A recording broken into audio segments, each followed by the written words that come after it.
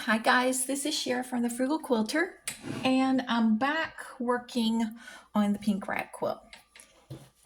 Today I'm going to be connecting some rows. I'm not sure how many I'm going to get to because it's late as usual. Not enough hours in the day, you know how that goes. But if I only get just a little bit done, that's a little bit done, right? So right here, I've got row 1. If you can see it there. And row 2. And row 1 is going to go on top. And because it is a rag quilt, it is wrong sides together. So I'm laying them out here.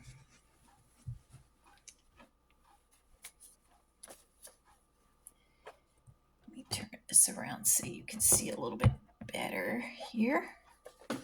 Maybe you can see a little bit better. But I've got the front side of both of them, and I'm going to put them wrong sides together. And the way I do this is I nest the seams together. Now I've got, because it's wrong sides together, it's going to be the smooth side. You can go back and watch the previous videos to see how to get to this point, and we'll help you to understand if you're not quite following what I'm doing. But there's this seam here for the top row and this seam here for the second row. And then you have the ends here from each of the seams. And those, of course, those ends are going to be the seam allowance, if you will. That is what is going to be ragged. That's what we're going to be fringing. But I nest them up against each other.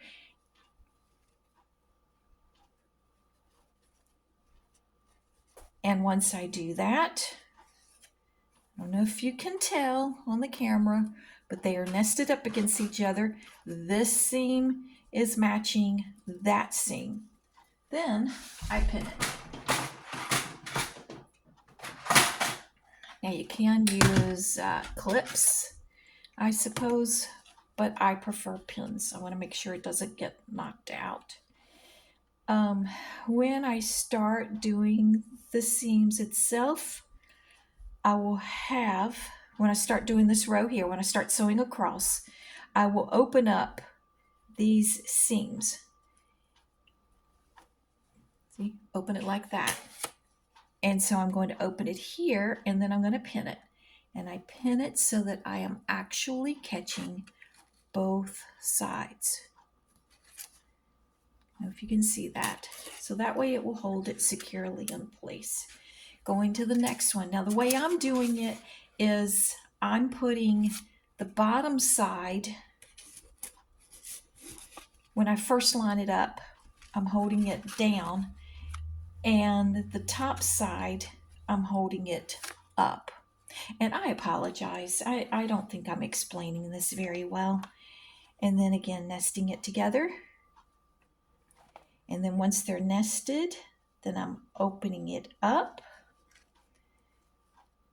Opening up those seam allowances. And then I'm going to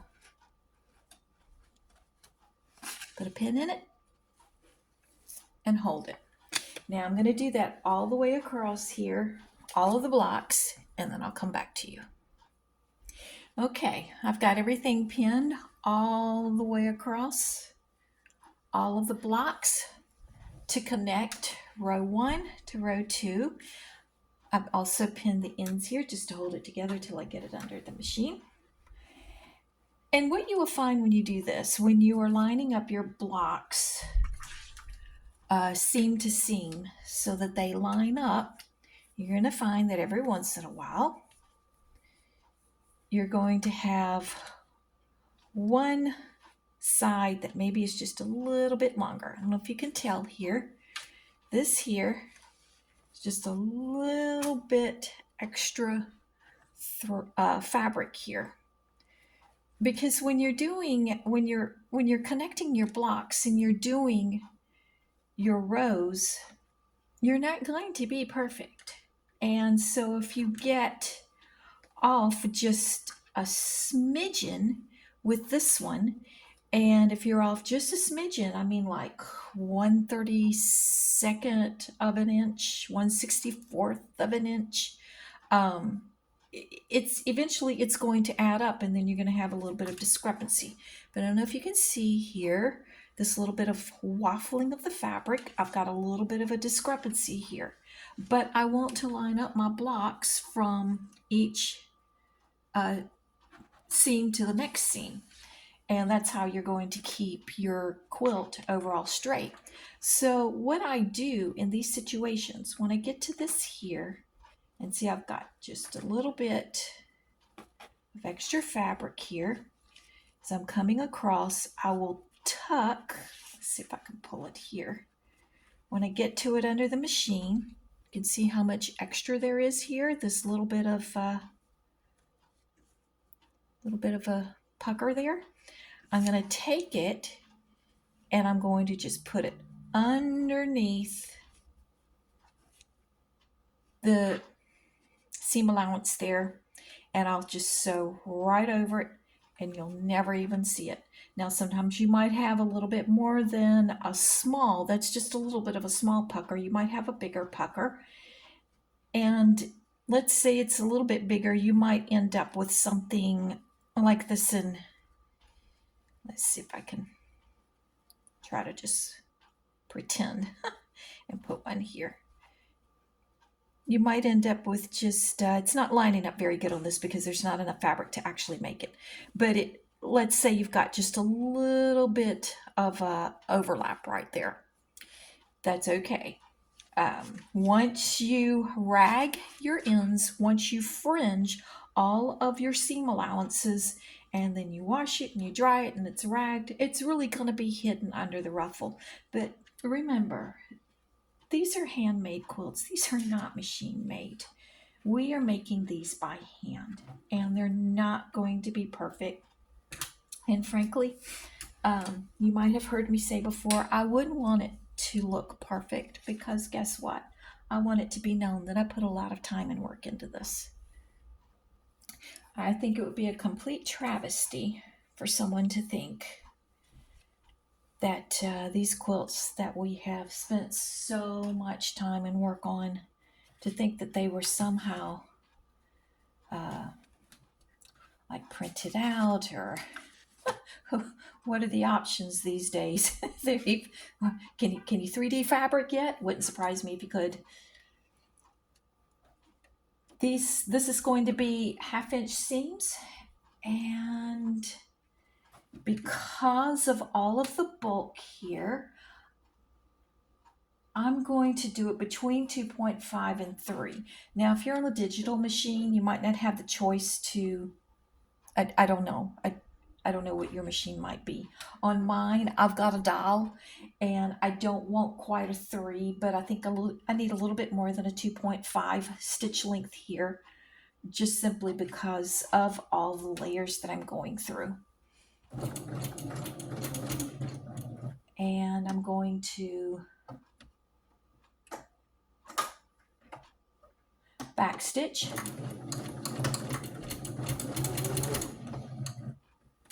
And I want my needle down. And let's do it.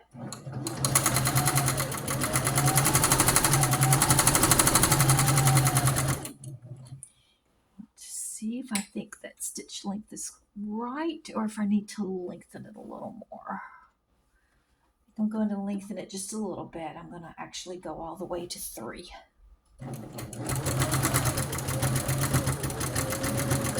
Now, I don't know if you can see on the camera here, there's a little bit of a pucker coming up here, because on the ends, I lined up the block each other to the end, and then there's just a little bit of extra fabric here, and I'm going to tuck it underneath the seam, underneath the seam allowance there, as I'm going across this intersection here with all of the seam allowances opened. Now you want to take your time when you're going across these intersections, because you've got, let's see, 1, 2, 3, 4, let's see. Let's look at this. 1, 2, 3, 4, 5, 6, 7, 8 layers of fabric there.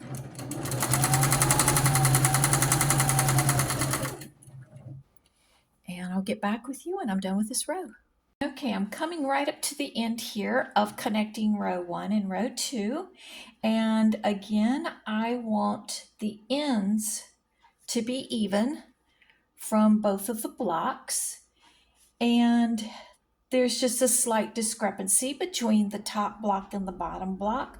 So what I'm going to do here, just a very ever so slight discrepancy in the size of them coming together on the end. So what I'm going to do in this case is kind of finagle the fabrics. I don't know if you can see what I'm doing here. Like you can kind of pull it down a little bit so that it fits. Instead of like going this way, I'm going to have just a little bit of a pucker, just a tiny amount of extra fabric here. I'm going to actually pull this way, and then that will give me the straight edge where they are actually connecting together in the same spot.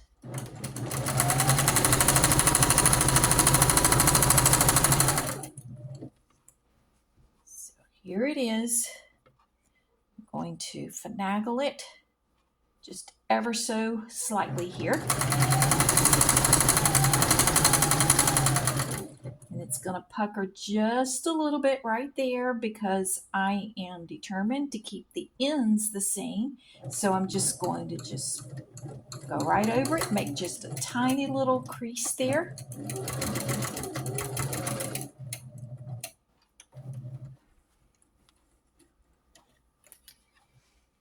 See that tiny little crease there? But once I get the sides ruffled, I'm sorry, fringed. Once I get the sides fringed and the top fringed, you're not going to notice it. And you know what? I heard this one time, years and years ago, maybe in the 80s, maybe in the 90s. If you ever watched, I think her name was Georgia Bonesteel, possibly. And she resides in North Carolina, and she had a PBS show. And she said one time, and I thought, yep, that is totally correct. She said, if anybody is looking that closely at your quilts that they find these little tiny imperfections, she's like, well, then they deserve to find it. Or she said something like that. If any of you know what I'm talking about, what she said exactly, put it down in the comments.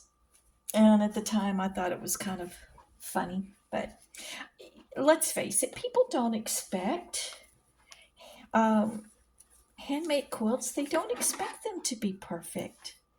I've never known anyone who expected it. And if they did, well, it's an unrealistic expectation. But here, this is what we've got. We've got row 1. I took the paper off for row 2. I am going to leave row 1 here because I don't think I'm going to have time today to connect all the rows. So that way when I get back into it, I'll be able to remember which is the top easily. So this is row 1, row 2, and as you can see, if you saw the other videos, you may recollect it's going to be going back and forth from the sparkly swirly pink to this flannel pink here with the zebras. None of the fabric is directional, so the prints, the motifs on the prints are going in all sorts of different directions. So on this block here, the zebras are upside down, but over here you can see the giraffe is right side up. And here you could see this flower is right side up, and then the giraffe is the giraffes are sideways, the zebras are right side up, the tree is right side up. So anyways, it goes in all sorts of different directions, but also from row to row. Here it's going to be the pink swirly down to the flannel, and it will go back and forth all the way across and all the way down. I'm now going to connect row 2 to row 3 by pinning first, wrong sides together. And then I'll get that row sewn. I want to show you something here before I sew the second and third row together. If you have a little bit of extra length on the bottom side, see, when you're doing your pinning, you need to be paying attention to your fabric to look for those discrepancies. What I did here was I put the little, kind of looks like a dart if you sew, but golly, what do they call that? Well, it looks like a dart, where I overlapped it just a little bit.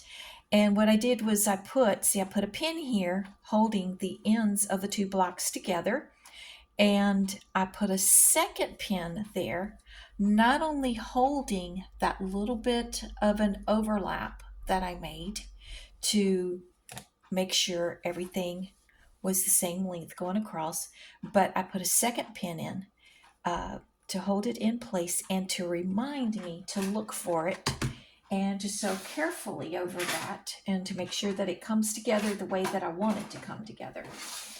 If you have one of those die cut machines and the machine is cutting out your rag quilt blocks for you, you're not going to have these discrepancies because, again, that is cut by machine and the blocks are going to be precise.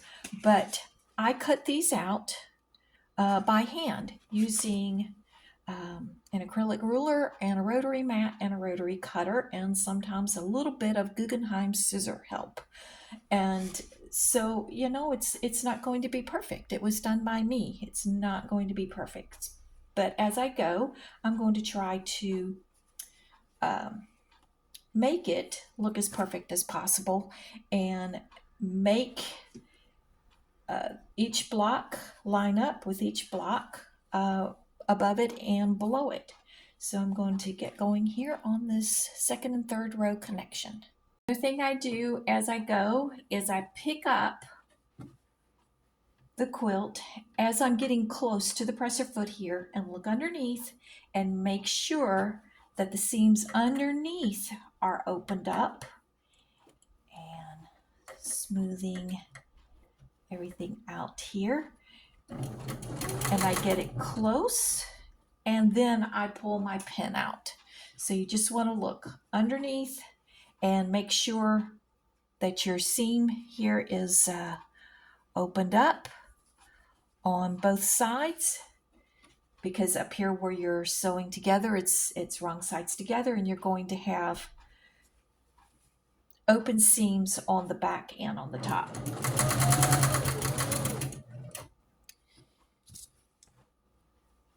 So like this here, when I get to it, I'm going to want to make sure that it is open.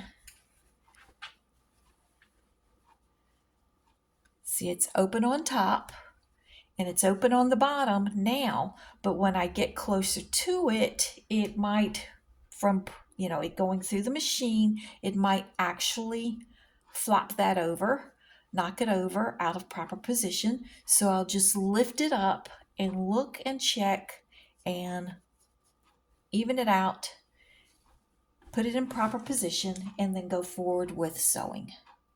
Okay, I'm doing that now. I'm checking underneath and it is pushed in the wrong direction. So what I'm going to do is I'm actually lifting up here, lifting up the presser foot, give myself just a little bit more room here to work with. And it is now in the proper position. I'll put the presser foot back down and proceed. Okay, I've got the third row done. And this is what we have so far. 3 rows, and there are actually 8 rows on this quilt. Unfortunately, because of time, I'm going to have to quit. I really hate to do that, but I'm going to have to. If by some chance, after I finish other things I've got to do for the evening, and if I get a second wind, maybe I'll come in here and get a few more rows added to it. But for now, this is all I've gotten done today. But slow and steady wins the race, right? A little bit at a time. These 3 rows are now connected, and they were not connected an hour ago. And here's the stack of the other rows that need to be added to it. Row 4 here on top, all the way down to row 8. There's the back side of the quilt there. And all flannel on the back. Now you can get a better idea of what it's going to look like. All flannel back there. And as you can see, switching off on the pink swirl with the giraffe zebra flannel going back and forth, both across and up and down. But thanks for watching. I'll see you guys next time. Bye-bye.